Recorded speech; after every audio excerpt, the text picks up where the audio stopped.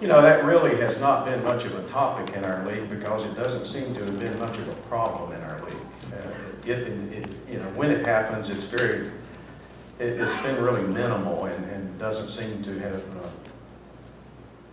created particular problems.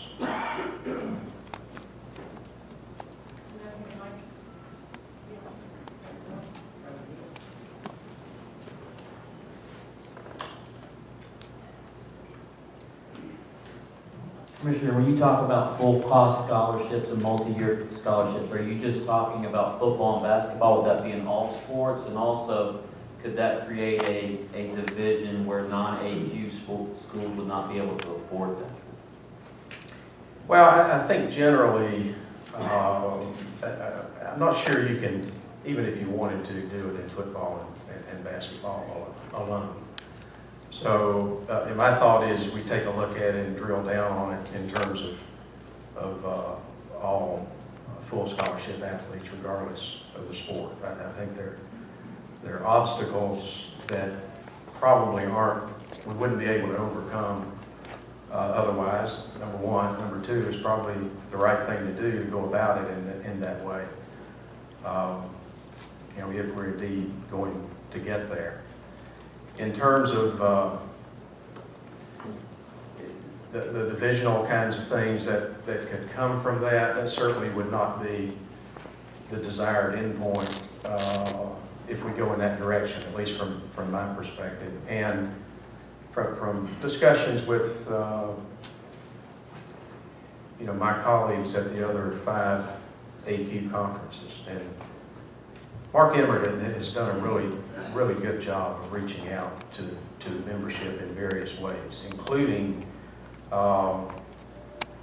some really lengthy and thorough discussions with the commissioners of the 6 AQ conferences that are out there. And I don't sense any desire at this point in time to create another division.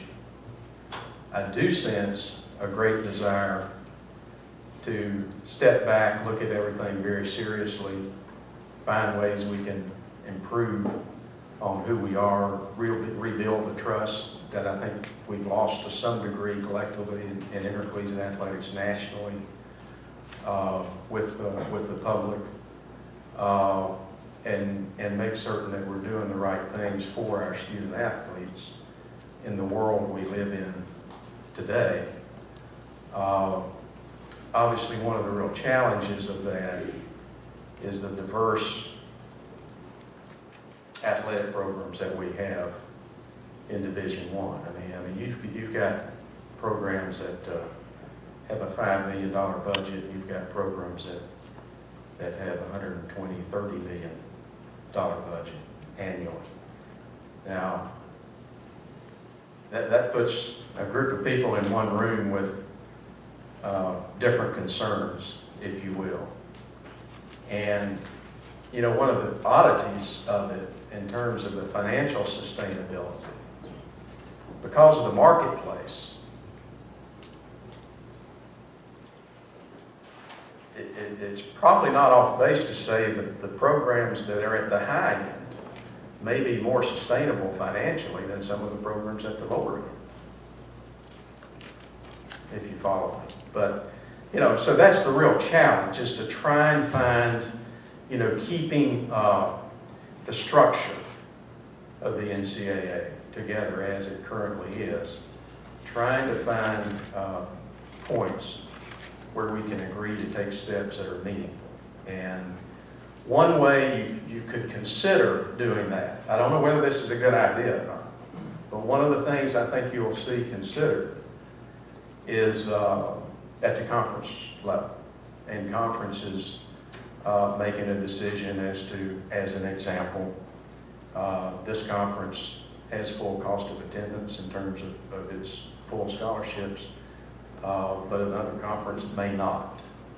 Now, does that lead to different divisions? Ultimately, it may, but I think what we have to remember sometimes is that there's such a huge range now I mean, it's not a level playing field. It's never been a level playing field. It probably never will be a level playing field from conference to conference and even from institution to institution in conferences.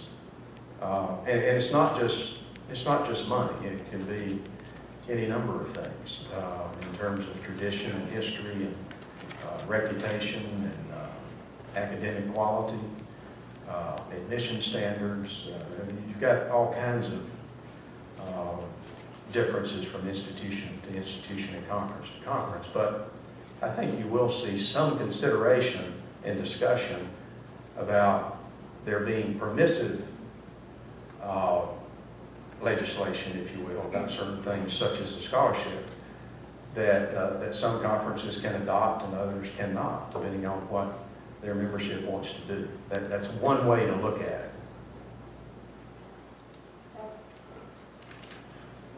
John, judging from the comments, not just yours, but around the country, it's almost as if college football's gotten too big. I mean, that seems to be behind a lot of things you're saying.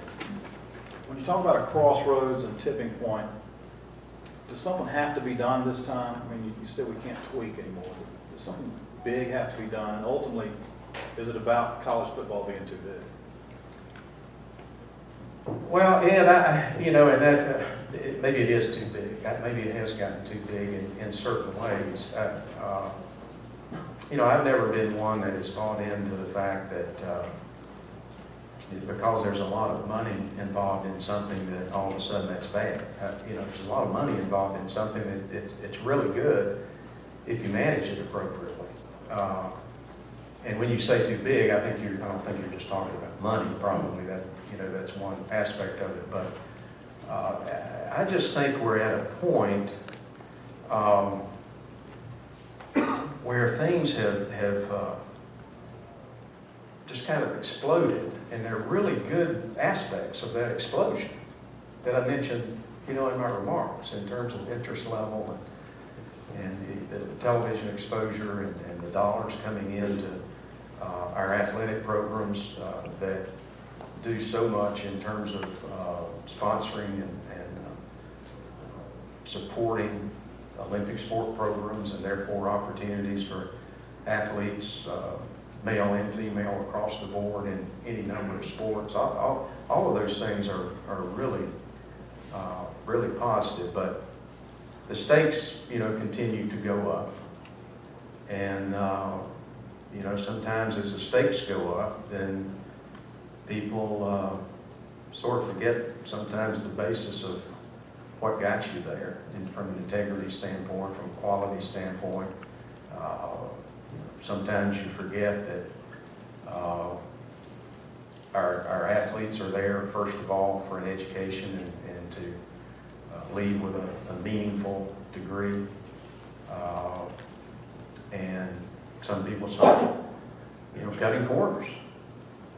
And, I think we're at a point where enough's enough. And in order to protect the enterprise and something that is a wonderful part of the culture of this country,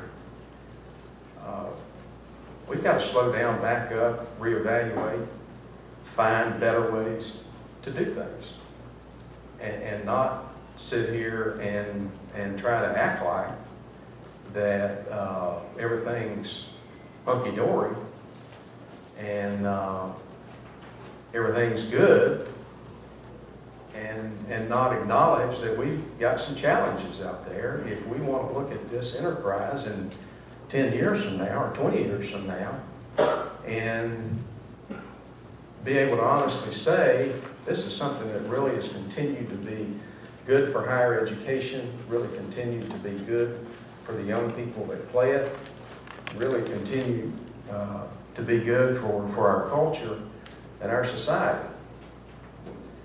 We're the only country in the world that combines higher education with the entertainment aspect of major college athletics. Doesn't happen anywhere else in the world. And you cover games and you go to stadiums arenas, year in and year out. And it's something special. It's something special. You think about taking that away from the society in which we live. We would really have lost something important, tangibly and intangibly.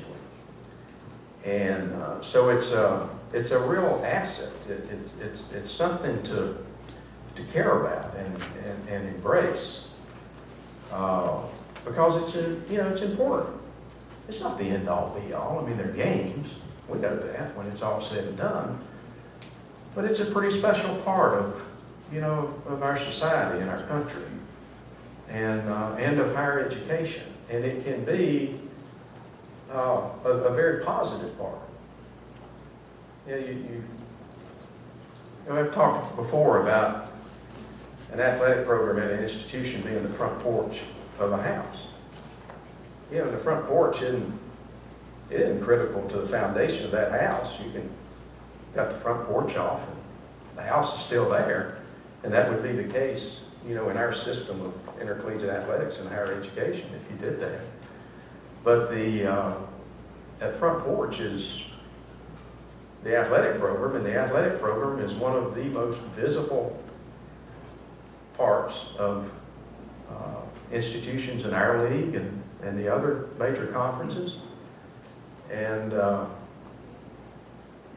it's also one of the most emotional parts. It brings a lot of emotional attachment to alums and fans and media. And so we've got to do it right. I mean, we've got to get it right. And for those of us in leadership positions to act like everything's all right now, nationally, with what we've all seen over the past year, wouldn't be appropriate.